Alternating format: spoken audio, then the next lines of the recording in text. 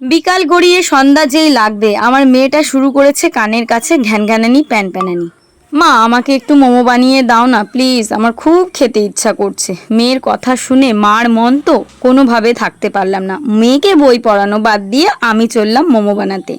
মোমো বানানো কাজটা এতটাও সোজা না যে ওই অমনি গেলাম অমনি হয়ে গেল। তাই বাজারে গেলাম, গিয়ে কাকুকে বললাম কাকু আমাকে চিকেন দাও, আর এদিকে ময়দা কিনে এনেছি 10 টাকা। যেহেতু বাড়ির সামনে বাজারটা ওই জন্য চিকেন কিন্তু সবসময় অ্যাভেলেবেল থাকে। ওখানে গিয়ে বললাম কাকু আমাকে 60 টাকার মতো মাংস দাও না, শুধু সলিড পিস। তো কাকু বলল যে 60 টাকার কোনটুকুই বা হবে, তুমি একটু বেশি করেই নিয়ে যাও। তারপরে আর কি ওই 100 টাকার মতো চিকেন নিয়ে এলাম বেস্টের পিস, তারপরে এনে সেটাকে বেছে খুঁটে একদম কিমা করে নিয়ে এসেছি দোকান থেকে। আর ময়দাটাকে কিন্তু একটুখানি নুন আর তেল দিয়ে একটু শক্ত ডো করে মেখে রেখেছি। আর এখন করছি আমি চিকেনটাকে আমিই কিমা করে নিয়ে এসেছি, তার ভিতর দিয়ে দিলাম পেঁয়াজ, তার ভিতর দেবো একটুখানি গ্রেট করা গাজর, সঙ্গে রসুন কুচি, আদা কুচি, কাঁচা লঙ্কা কুচি, তারপরে দেবো একটু ভিনিগার আর সয়া সস আর নুন দিয়ে ভালো করে এটাকে মেখে ম্যারিনেট করে রেখে দেবো ওই 15 মিনিটের জন্য। কারণ হাতে তো টাইম নেই। আর আজকে রাত্রেবেলা ভেবেছি আমি একদমই রান্নাবান্না করবো না, বেশি করে মোমো বানাবো, এক একজনের 4-5 পিস হলেই হয়ে যাবে। তাই জন্য ভাবলাম আজকে তোমাদের সঙ্গে এই রেসিপিটা শেয়ার করি। মোমো তো সবাই টোটালি বানাতে পারো কম বেশি, আমিও তেমনই একজন, কিন্তু আজকে মেয়ের ইচ্ছার জন্যই কিন্তু বানাতে আসা। দেখো আমার কিন্তু সুন্দর করে মাখা হয়ে গেছে, এখন এটাকে আমি রেখে দেবো। এই ময়দার ডোটা বেলেছিলাম সেটাকে একদম গোল করে এইভাবে বেলে নিয়েছি, নেওয়ার পরে তারপরে এরকম একটা বাটির সাহায্যে চাকা চাকা করে কেটে নিচ্ছি, কারণ এইটুকু মানে বেলতে আমার খুব অসুবিধা হচ্ছিল।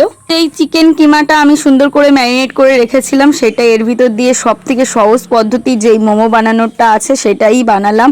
মানে আমি খুব একটা ডিজাইন পারি না, শুধু সিদ্ধ হলেই হবে। মেয়েটা যেহেতু বলেছে দেখো আর একটা ডিজাইন বানিয়ে দিলাম, খুব সহজভাবেই এগুলো বানানো যায়।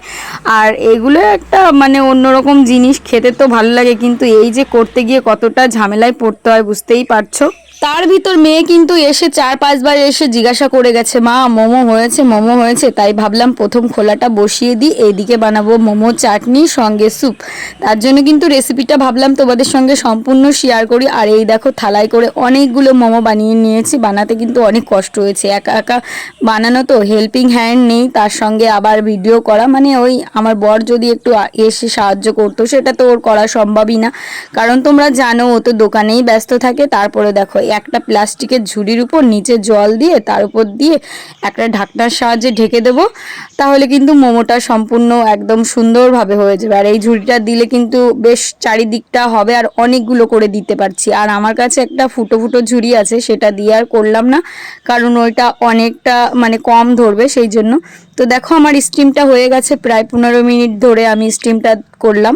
মোমোটাকে আমি হটপটে রেখে দিয়েছি, আর এদিকে সব কিছু কুচি করে নিয়েছিলাম সেইটার ভিতরে এখন দেখো একটা কড়াই চাপিয়ে দিয়েছি, তারপরে দিয়ে দিলাম 10 টাকা দামের একটা বাটার।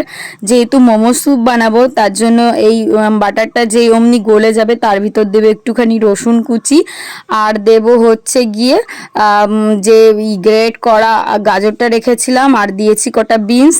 তো এইগুলো এখন তো খুব একটা অ্যাভেলেবেল পাওয়া যায় না, কিন্তু আজকে আমার ভাগ্যটা ভালো ছিল তাই পেয়েছি। আর দিয়ে দিলাম চিকেনের কটা হাড্ডি গুড্ডি, যে কটা বেঁচে ছিল সে কটা।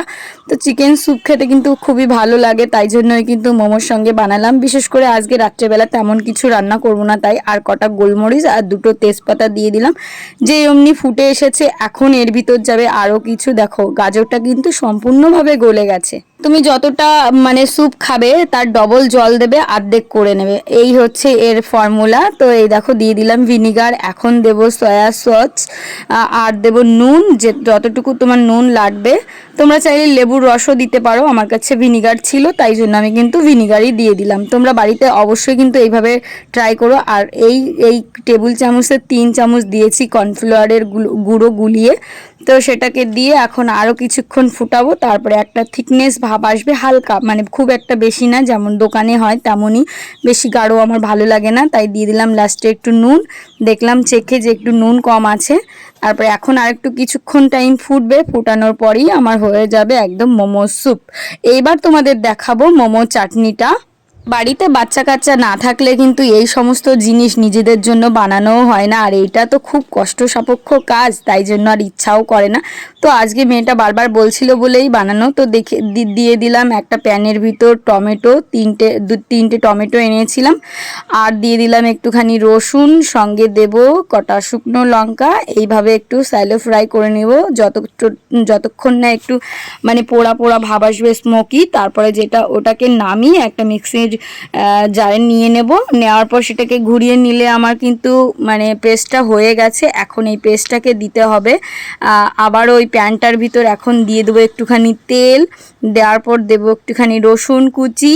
তো রসুন কুচিটা যে এমনি দেওয়া হয়ে যাবে, ভাজা ভাজা একটুখানি হবে। তারপরে দিয়ে দেব আমি হচ্ছে গিয়ে ওই যে মোমোর চাটনিটা বানিয়ে রেখেছিলাম, এটাকে এখন ভাজবো। তোমরা কিন্তু এইভাবে বাড়িতে লঙ্কা দিয়ে মোমোর চাটনি বানিও অবশ্যই, কিন্তু তাহলে কিন্তু মোমোটা খেতেও ভালো লাগবে। আর এই দেখো দিয়ে দিলাম, এখন খানিকক্ষণ টাইম ফুটাবো। তোমরা এর ভিতরে একটু চাইলে জলও দিতে পারো বেশি টাইম ফোটানোর জন্য। আমি এই দেখো গ্রাইন্ডারের বাটিটা ধুয়ে একটুখানি জল দিয়ে দিলাম তো মিক্সির জারের।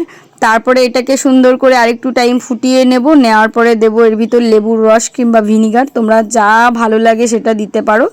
তো আমি এখন দিয়ে দিলাম একটুখানি সয়া সস আর একটুখানি ভিনিগার। তো এখনই ফুটিয়ে নামিয়ে নিলে হয়ে যায় আমার কিন্তু মোমোর চাটনি। তো এই চাটনিটা না হলে কিন্তু মোমোটা আনকমপ্লিট থেকে যাবে, তাই জন্যই কিন্তু বানানো। একসঙ্গে তিনটে জিনিস বানিয়েই তোমাদের সঙ্গে দেখাবো। তো আমি চেকেও দেখলাম, আর লাস্টে একটু দিয়ে দিয়েছিলাম চিনি, যাতে ব্যালেন্সটা ঠিক থাকে। তো সব কিছু এখন প্লেটিং করব। মেয়ের আর তর সইছে না, তাই জন্য আর তোমাদের সেইভাবে দেখাতেও পারলাম না। তো দেখো মেয়েটাকে 4 পিস দিয়েছি মোমো। তো মোমোর ভিতর কিন্তু অনেক পরিমাণে চিকেনের কিমা আছে। একটা বড় মানুষ যদি এই 4 পিস চিকেন মোমো খায় তাহলে তার ফুল পেট ভরে যাবে। আর এই যে দেখো স্যুপটা আমি একদম কড়াই ধরেই এই ঘরে নিয়ে এসেছি।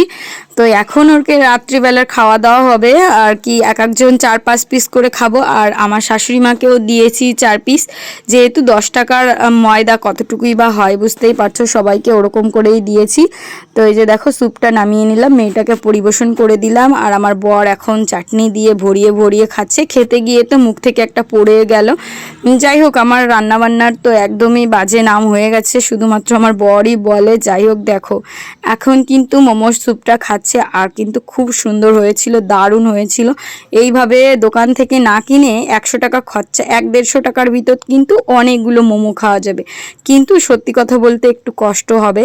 যাই হোক, যদি তুমি ভালো খেতে চাও তাহলে তো কষ্ট করতেই হবে, তাই না? এইভাবে আমাদের রাত্রিবেলার ডিনারটা কমপ্লিট হলো। খুব ভালো লাগলো, আজকের দিনটা কিন্তু বেশ ভালোই ছিল, তাই তোমাদের সঙ্গে এই রেসিপিটা শেয়ার করলাম। তোমরা কিন্তু বাড়িতে যেভাবে বলেছি এইভাবে একবার মোমো, স্যুপ, চাটনি আর মোমোটা বানিয়ে খেও, দুর্দান্ত লাগবে। তো চলো বন্ধুরা, আজকের ব্লগটা কেমন লাগলো অবশ্যই বলো কমেন্ট করে। সবাইকে টাটা, সবাই সুস্থ থেকো, ভালো থেকো, সবাইকে গুড।